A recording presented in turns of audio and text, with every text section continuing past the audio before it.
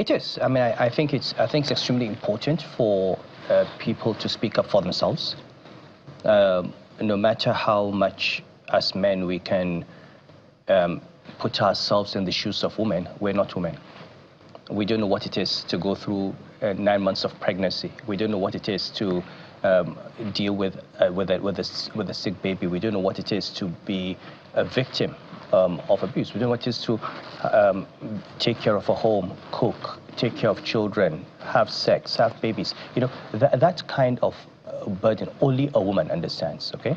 So one of the things we need to do is look at the structural arrangements politically in our country.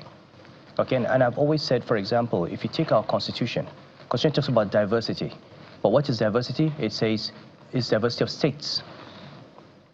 But is that the only diversity we need to take care of?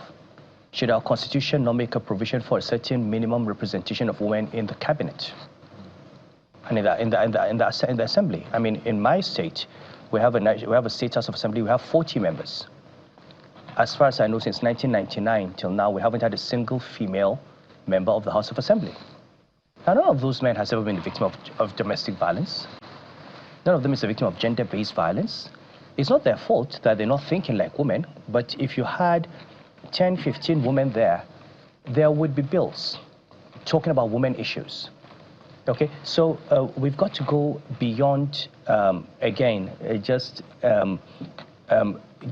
giving lip service to these things and actually take steps, okay, to structurally alter the processes through which these laws are made, and that's how you begin to alter these power relations.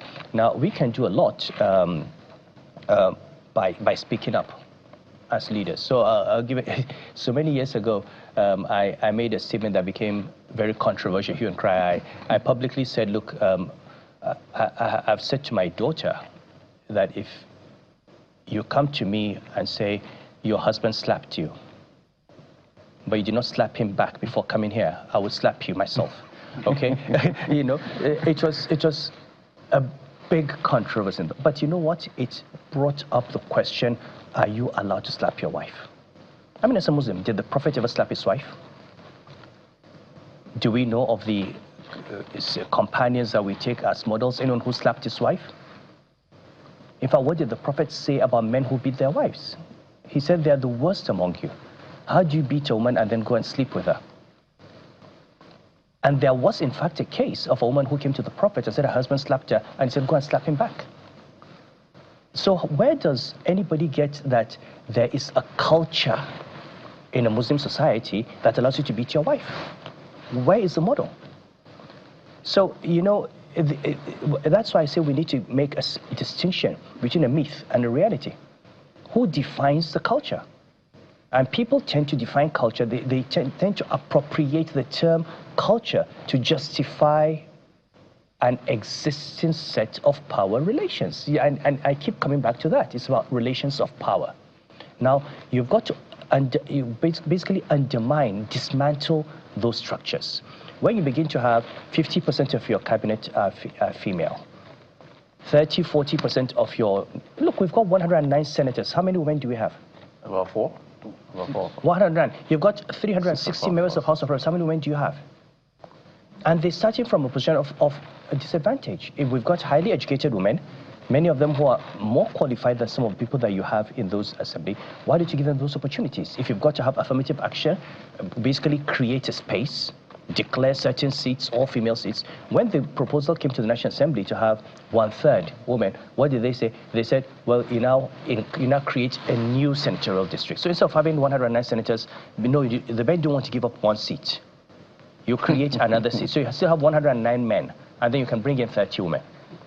But why don't you say in every state, okay, for two terms at least, you have senatorial districts that are designated as all female districts. Let every party put up a woman, and let the best woman win.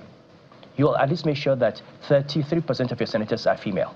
And those issues now, they are now on the table. If you're not on the table, you are on the menu. Okay, you'll be eaten. So let them be on the table. Okay, and that goes to commissioners, it goes to local governments, and then you begin to see that these issues take a life on their own because they are out there, you are hearing their voice.